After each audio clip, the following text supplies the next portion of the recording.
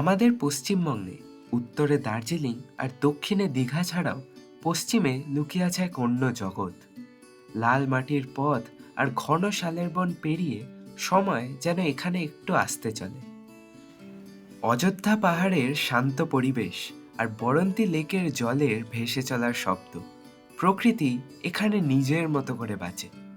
সব মিলিয়ে এক আলাদা এক্সপিরিয়েন্স, যা খুবই সহজে মন ছুঁয়ে যায়। পলাশের রং, মাটির গন্ধ আর এই অপূর্ব সৌন্দর্য, এটাই হলো রাঙামাটির দেশ, এটাই হলো পুরুলিয়া।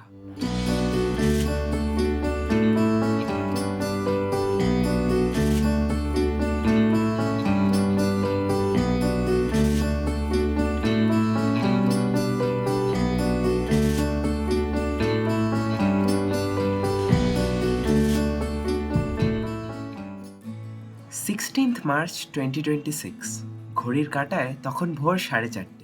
তখন আমরা কলকাতায়, আর সেখান থেকে বেরিয়ে পড়লাম সাঁতরাগাছি স্টেশনের উদ্দেশ্যে। এখন এই সাঁতরাগাছি স্টেশন বেশ ঝাঁচকচকে, কারণ কিছুদিন আগেই নতুন করে পুরো স্টেশনটা রেনোভেশন হয়েছে। এবারে আমরা পুরুলিয়া যাচ্ছি সাঁতরাগাছি পুরুলিয়া রূপসী বাংলা এক্সপ্রেস ট্রেনে, যা অলরেডি প্ল্যাটফর্ম 2-তে দাঁড়িয়েছিল। ভোরের আলো ফোটার সাথে সাথেই 6:30 নাগাদ আমাদের ট্রেন ছেড়ে দিল সাঁতরাগাছি স্টেশন।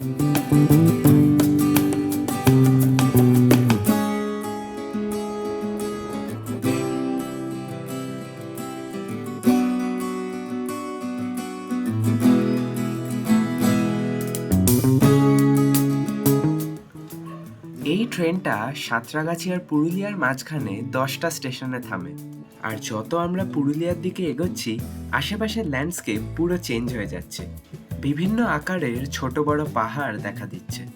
দেখতে দেখতে আমরা পৌঁছে গেলাম আদ্রা জাংশন। এখান থেকে জয়চণ্ডী পাহাড় বেশ কাছে। তারপর ঠিক 12টা নাগাদ আমাদের ট্রেন রাইট টাইমে পৌঁছে গেল তার লাস্ট স্টেশন পুরুলিয়া জাংশন।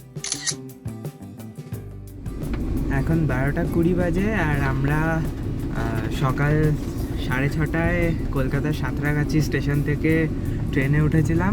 আর আমাদের ট্রেন ঠিক রাইট টাইম বা 5 মিনিট লেটে পুরুলিয়া স্টেশনে ঢুকিয়ে দিল। এখন আমরা আমাদের গাড়ি রিজার্ভ করা ছিল, এখন আমরা সেই গাড়ি করে আমাদের হোটেলের দিকে যাচ্ছি।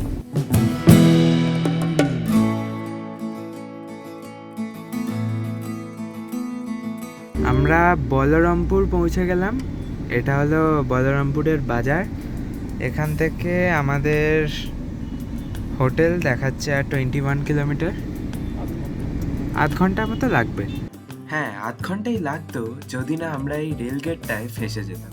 আমরা বরাভূম স্টেশনের সামনে বরাভূম রেল গেটে আটকে গেছি। একটা বিশাল মালগাড়ি গেল, 58টা কোচ ছিল, এখনো খোলেনি। আর একটা ট্রেন যাবে মনে হয়। কতক্ষণ ধরে বসে আছি আমরা এখানে। আরও কিছুক্ষণ পরে চলে এলো আমাদের সেকেন্ড ট্রেন, আর যথারীতি এটাও মালগাড়ি ছিল। আর আমাদের হোটেল এখান থেকে বেশি দূর না।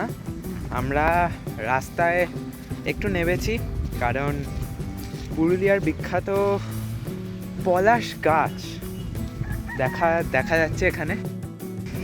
এই বছর অন্য বছরের তুলনায় একটু কম হয়েছে, কিন্তু তাও একদমই নেই সেটা বলা ভুল। আমরা সবাই নেমেছি।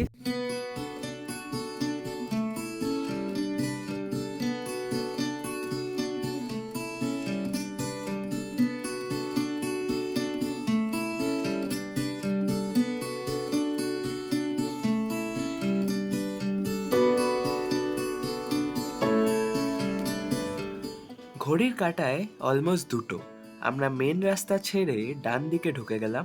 এখান থেকে 1 কিলোমিটার ডিট্যুর করলেই আমরা আমাদের হোটেলে পৌঁছে যাব।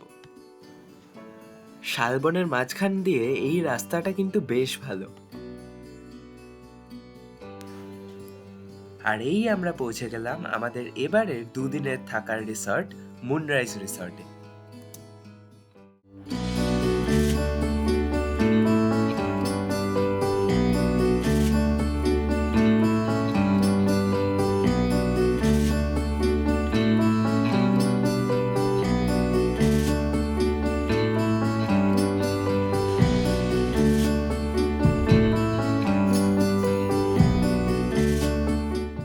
আমরা পৌঁছে গেলাম মুনরাইজ রিসর্টে। সবকটা ছোট ছোট কটেজের মতো করা আছে। দেখাচ্ছি রুম।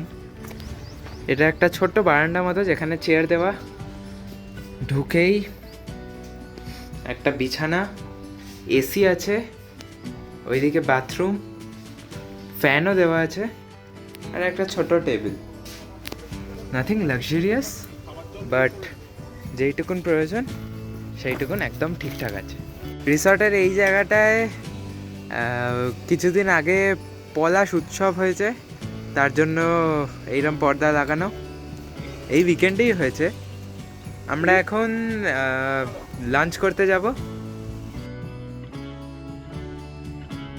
লাঞ্চ খাওয়া হয়ে গেল, আর এখন আমরা চলে যাব একটু পুরুলিয়া সাইট সিইং করতে। এখন তো 4টে বাজে। তো আমরা প্রথমে যাব খয়রাবেড়া ড্যাম, যেটা কিনা সানসেটের জন্য খুব ফেমাস।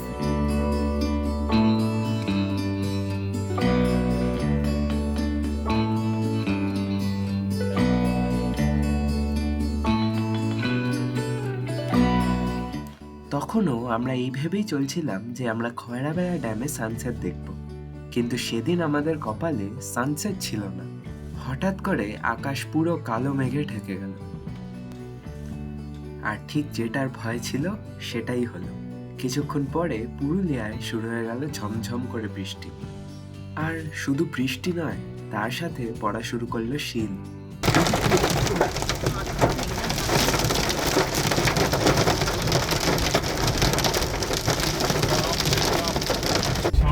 পাহাড়টা কি পাহাড়? চেমটাপুর পাহাড়। ও এটা চেমটাপুর? আচ্ছা, চেমটাপুর পাহাড়।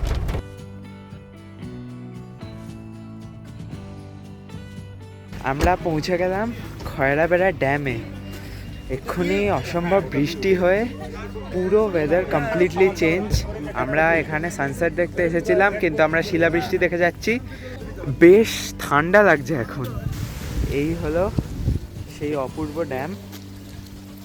একটু আগে কালবৈশাখী ঝড় হয়ে গেল, তার সাথে শিলাবৃষ্টি, আর ওয়েদারটা পুরো কমপ্লিটলি চেঞ্জ। একটু গরম গরম লাগছিল, ওয়েদারটা একদম মানে কমপ্লিটলি চেঞ্জ। আমরা যখন বেরোলাম তখনও রোদ ছিল।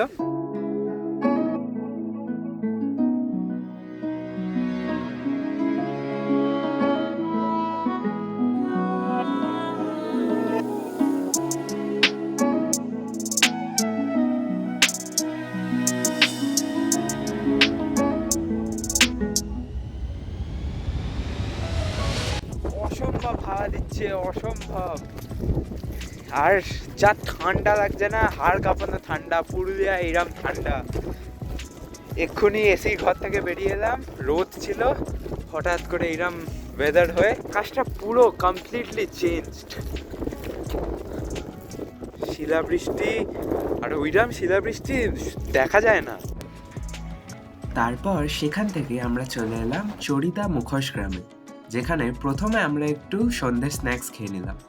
আমরা এখন পুরুলিয়ার বিখ্যাত মুখোশ গ্রামে এসেছি, আর এখানেও আবার বৃষ্টি ঝড় শুরু হয়ে গেছে।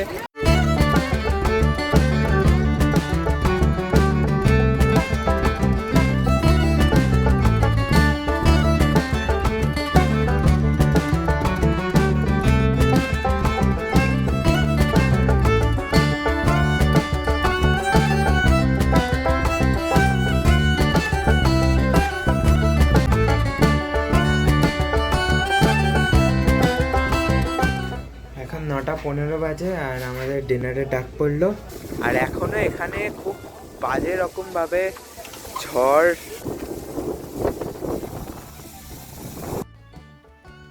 আর এই ডিনার খাওয়ার সাথে সাথেই শেষ হলো পুরুলিয়ায় আমাদের প্রথম দিন।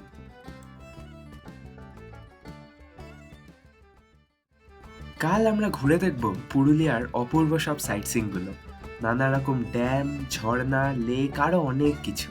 আজকের গল্প এখানেই শেষ হচ্ছে। দেখা হবে পরের পর্বে। ততক্ষণের জন্য থ্যাঙ্কস ফর ওয়াচিং।